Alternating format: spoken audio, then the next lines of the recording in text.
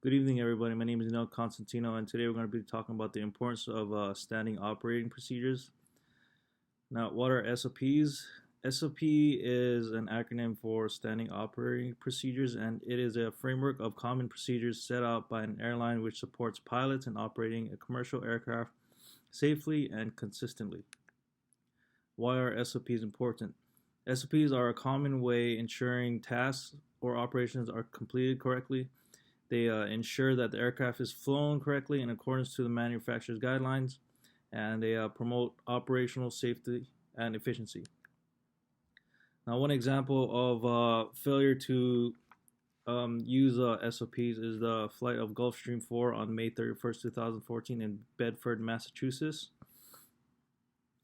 Um, on May 31st, 2014, about 21:40 Eastern Daylight Time, a Gulfstream Aerospace Corporation registered to SK Travel and operated by Horizon Ventures crashed after it overran the end of the runway 11 during rejected takeoff at Lawrence G. Hanscom Field, Bedford, Massachusetts. The airplane rolled through the paved overrun area and across a grassy area, collided with approach lights and a localizer antenna, passed through the airport's perimeter fence, and came to a stop in a ravine. The two pilots, a flight attendant, and four passengers died.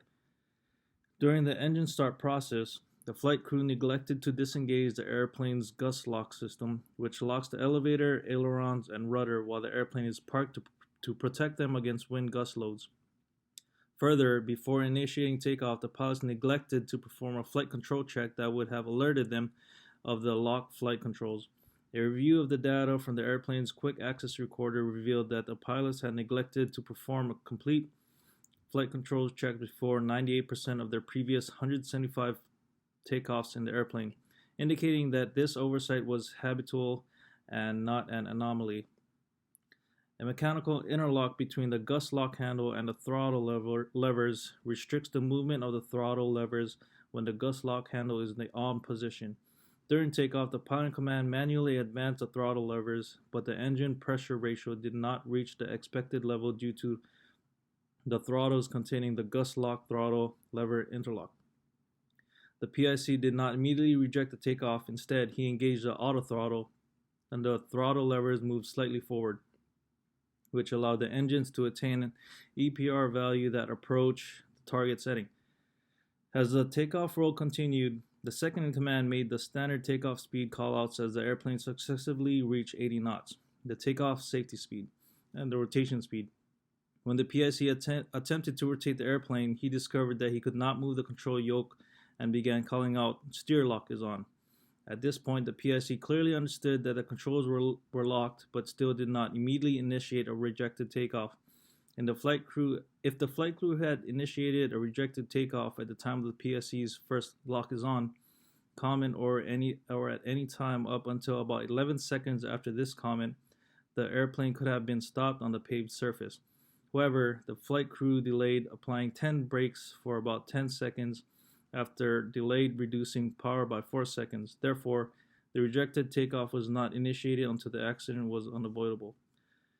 The NTSB probable cause determines that the probable cause of this accident was a flight crew member's failure to perform the flight control check before takeoff, their attempt to take off with the gust lock system engaged, and their delayed execution of a rejected takeoff after they became aware of the controls were locked. Contributing to the accident were the flight crew's habitual non-compliance with checklists, Gulfstream Aerospace Corporation failure to ensure that the Gulfstream 4 gust lock throttle lever interlock system would prevent an attempted takeoff with a gust lock engage, and the FAA failure to detect this inadequacy during the Gulfstream 4's certification. So how would you promote arguments for your position? I believe standard operating procedures are important because we do checklists. That's what we learned during our private pilot training is checklist. During the run up, we do checklists, and during the run up, we also do a flight control check to make sure that the control lock is off.